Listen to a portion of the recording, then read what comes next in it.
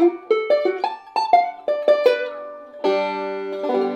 everyone out there in Banjo land, Mike Hedding here, coming to you today with an up the neck Scruggs backup lick, kind of an intermediate or advanced level lick, but I think you can get this one with some practice. We'll break it down. And I remember I was so excited when I first learned this lick to be able to bring it to a jam session and play it in some real life backup. It's a 2-measured lick, and what's also really cool about it is that it's a closed position lick, so we can move it around to any key once we get it down.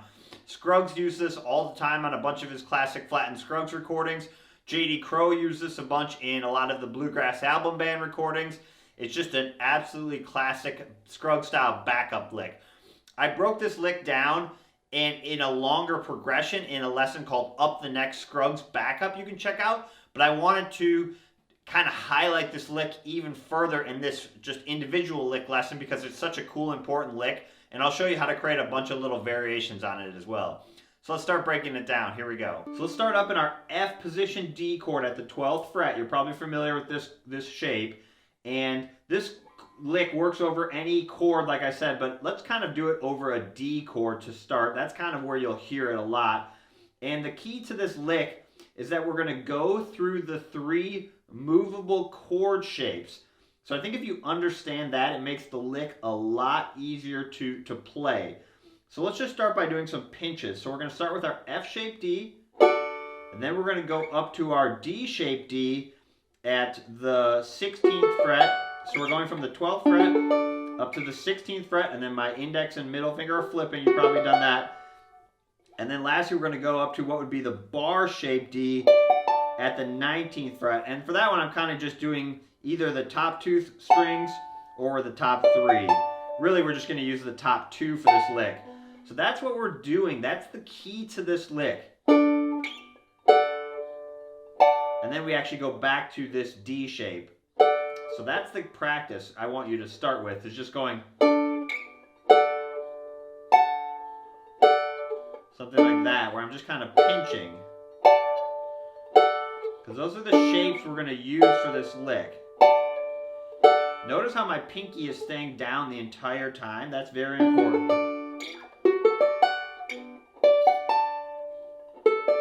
My pinky is kind of my anchor there. So that's what I want you to practice first. Get that down before you attempt to learn the lick. The lick will be a lot easier if you understand that concept.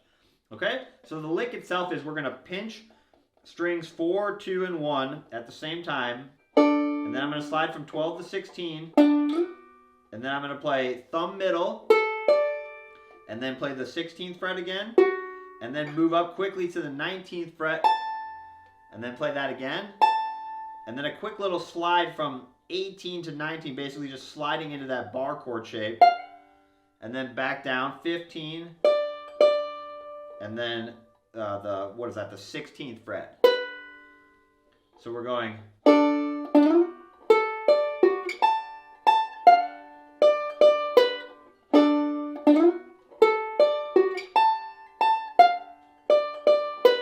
Timing's a little tricky, so it's 1, 1, 2, and 3, and 4,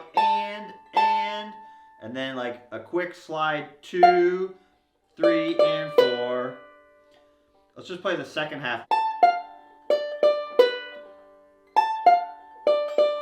So it's kind of hesitates, so it's.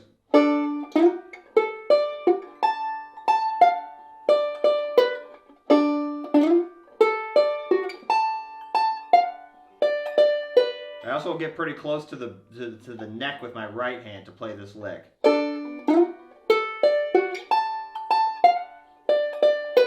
So we're up here.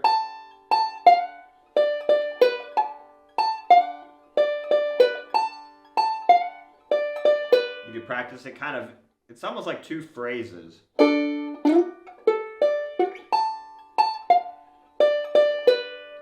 the only thing I'm doing with my right hand that's a little tricky is I'm doing pinch, slide with my thumb on my right hand, and then thumb index, and then thumb middle, and then middle, and then index, and then right here I do a double index, and then thumb. That just helps kind of play the phrase, I think.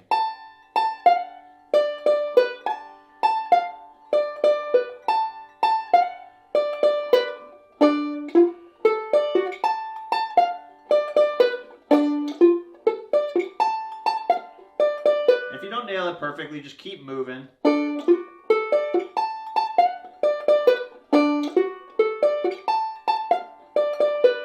So that's the lick. It's a 2-measure lick in D.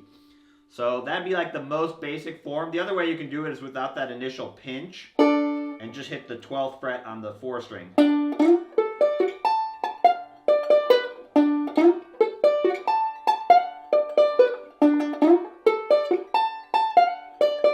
Something like that. I like adding that little pinch though. It kind of pops the first part. And I'm getting a really sweet tone, like I said, by playing really close to the neck. So that's kind of the basic of the lick, is just working through those 3 shapes. So the particular right hand rolls you do aren't as important. We can do variation 1 where I'll do more of a backwards roll. You can hear it basically sounds very similar.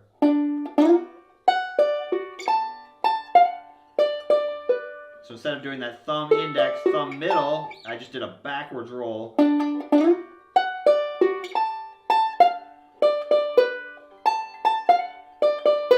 That's probably the trickiest part right there.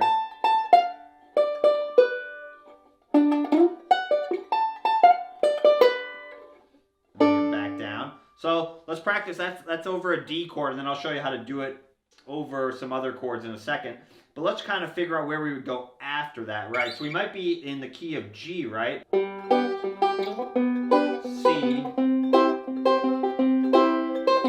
G, lick. And then you could go right here to your high G, C, G, D. The other way you could do it is up here after you do the, you could do this lick.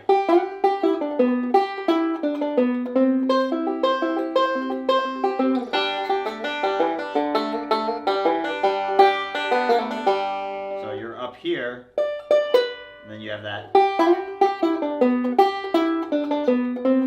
So I broke those down more in that Up the Neck Scruggs backup lesson, so check that out if you want to kind of hear how it fits into a full progression, okay? Because I did a whole lesson on that. But let's just go back to the individual licks. So just what I would practice is just practice doing these 3 shapes. It always kind of ends like that, but you can do, like I said, the backwards roll or the alternating thumb roll. So let's look at another way to do it down in G. Same lick. Let's do it down here.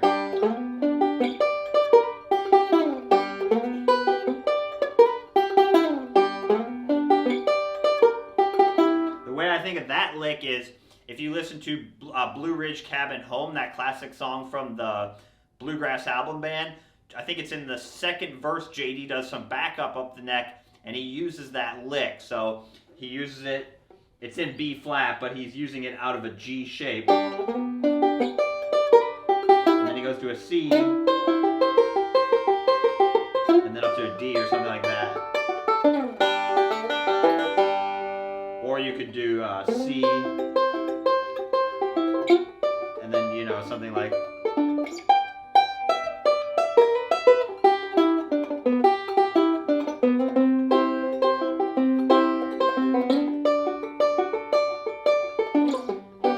Right here, this is where you do it.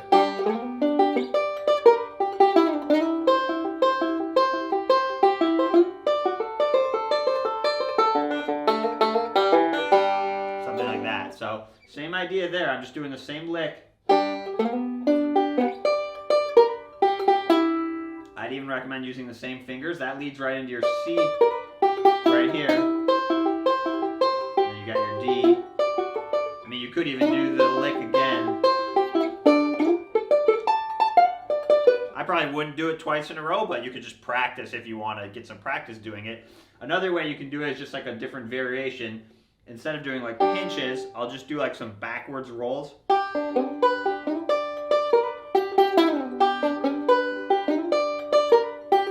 That works good at a little slower tempo.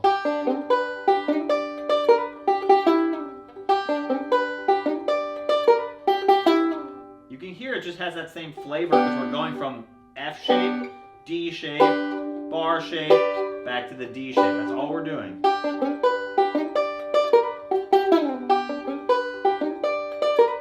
You can do that on the D too.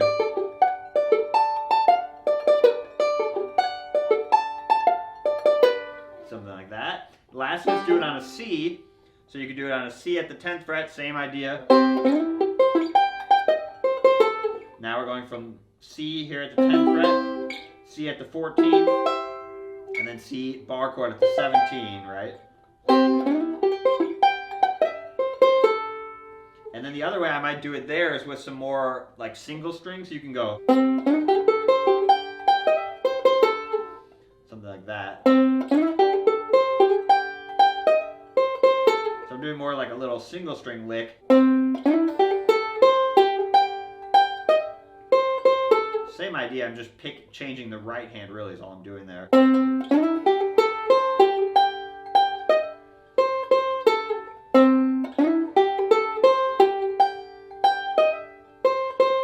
Do that one on the D as well. You can do these on any shape. You can do them on F down here. You know, you can do it anywhere. E.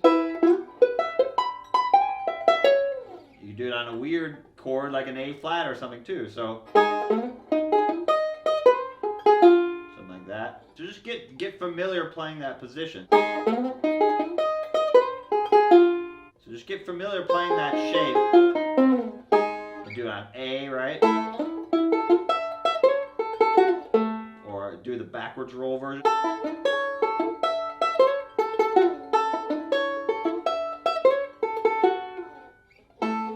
Practice throwing it around, and like I said, with all backup licks, you have to try them a lot. I call it crowbarring the lick in. Just play it anywhere, right? It's a 2-measure lick, so you can't fit this into 1 measure. Obviously, you're going to have to find 2 measures, but obviously a lot of songs have 2 measures. A lot of times I'm doing it over the 5 chord of the song. So if we're in G, then we have C, which is our 4 chord, and then a lot of times maybe back to G, right? And then we'd have D for 2 measures. That's a perfect spot. The other way you can do it, it's a little, I don't have it tabbed out, but you can do it down here as well. That's another like Scruggs crow lick. So I just hit the low string.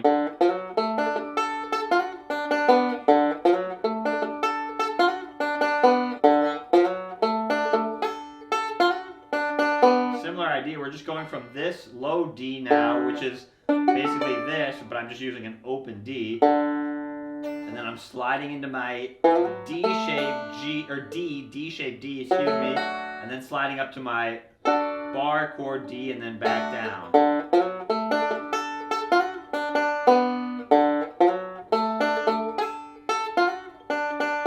Something like that, right? So just practice it. You could use it in Rollin' My Sweet Baby's Arms, you know, Worried Man Blues, anything with 2 measures of D. I think Scruggs used it in Cabin in Caroline, you know, lots of songs. Blue Ridge Cabin Home. You can really use it in any song that has that 2 measures of the 5 chord or 2 measures of any chord, really. Anywhere in a song you could put this backup lick in. All right, give it some practice. Try it. You might not get it right away, but with practice, I know you'll be able to get it. All right, good luck and keep picking.